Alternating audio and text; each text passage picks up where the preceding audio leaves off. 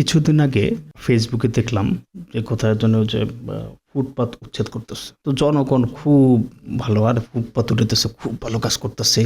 এই ফুটপাতের মানুষগুলো আমরা রাস্তায় হাঁটতে পারি না, হইতে পারি না, বইতে পারি না। এখন সমস্যাটা হচ্ছে কি, যারাই এইসব কথাবার্তা বলতেছে তারা নিজেরাই কিন্তু ফুটপাত থেকে জিনিসপত্র কিনে। এখন এই যে ফুটপাতের বিপক্ষে বললে আমি এলিট হয়ে যাব, মানুষ আমাকে বড় লোকস মনে করবে। তো এই কারণে অনেকে আর কি ফুটপাতের উঠার কথা বলতেছে, ফুটপাত উঠে গেলে খুব ভালো হইব।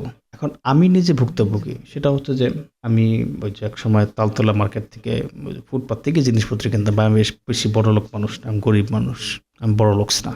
তো 5 আগস্টের পরে ওই ইয়াগুলো উঠাই দিছে। তালতলার বাইরে যত ফুটপাত আছে, স্যান্ডেলের দোকান, খাবারের দোকান, তারপর জামা কাপড়ের দোকান, সব উঠাই দিছে। ওখানে ওই যে অর্নামেন্টসে পাওয়া যেত, মহিলাদের হচ্ছে ইয়াও পাওয়া যেত, হচ্ছে কি বলে এটাকে, প্রসাধনী। তো এখন সমস্যাটা হচ্ছে যখন উঠাই দিছে, তো এখন তালতলা মার্কেটে যাইয়া হচ্ছে যে দোকান থেকে তোমাকে কিনতে হবে।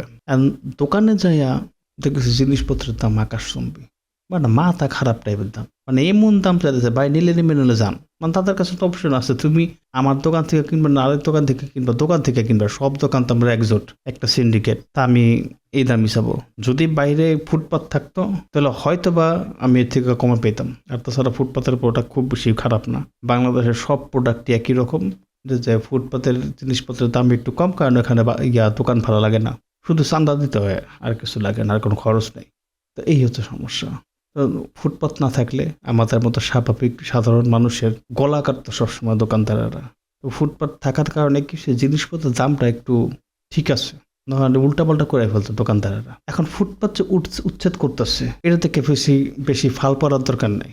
কারণ হচ্ছে এই ফুটপাতটা উচ্ছেদ যাদেরকে করতেছে তারাই কিন্তু কিছুদিন পর আবার বসবে। কেমনে? ব্যাপারটা হচ্ছে যে তারা আগে যেই রেটে চান্দা দিত, এখন সেই রেটের থেকে চান্দা বাড়াইতে হবে, মানে রেটটা বাড়াইতে হবে। আর রেটটা বাড়ানোর আগে তারা এরকম সব উচ্ছেদ করে ফেলে। পরে কি হয়, আবার বন্দোবস্ত হয়, আবার কথাবার্তা হয়, আবার দিন দরবার হয়, ওই চান্দার পরিমাণ একটু বাড়ে। বাড়ার পরে তারা আবার বসে। হয়েছে তালতলা মার্কেটে এখনো ফুটপাত আছে, কিন্তু তখন তো ছিল না। এই দিন দরবারটা হয় হচ্ছে সরকার চেঞ্জ করার ক্ষেত্রে সবচেয়ে বেশি হয়। যে 5 আগস্টের পরে আগে তো আওয়ামী লীগের পোলাপেন বন্দোবস্ত করতো, এখন অন্য পোলাপেনটা করবো, এর জন্য তাদেরকে উঠাই দিচ্ছে। আর সবচেয়ে বড় কথা হচ্ছে যে তারা কাজ করে খায়, তাদের একটা বিকল্প ব্যবস্থা না করি তাদেরকে এরকম ধরে উঠে দেওয়াটা এটা কোনো কাজের কথা না। এখন আমরা না হয় এলিট সাজার জন্য, বড় লোক সাজার জন্য আমরা বলতেই পারি যে আরে তারা খুব ভালো কাজ করতেছে, হ্যান করতেছে, ত্যান করতেছে। আর ভাই ফুটপাত উঠাবো কি লেগা?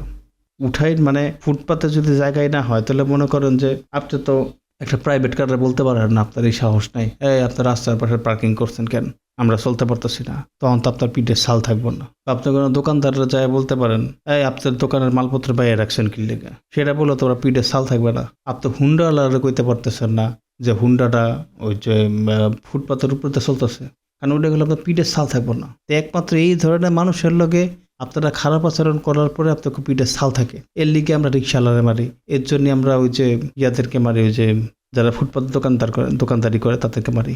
ভাই আলগা বড় লোক হওয়া বন্ধ করেন, আলগা এলিট হওয়া বন্ধ করেন। কারণ আমরা সবাই কম বেশি ফুটপাত থেকে কিনছি, ভবিষ্যতেও কিনবো।